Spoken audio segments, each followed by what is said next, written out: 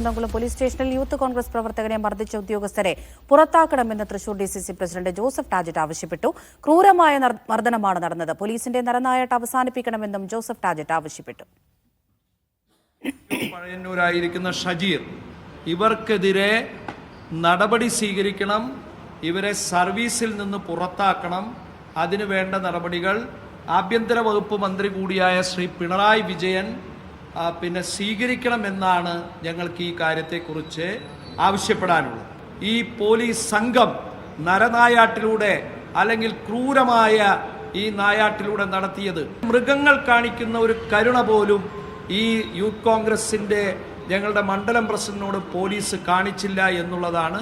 അതുകൊണ്ട് ഈ കാര്യത്തിൽ നടപടി സ്വീകരിക്കണം.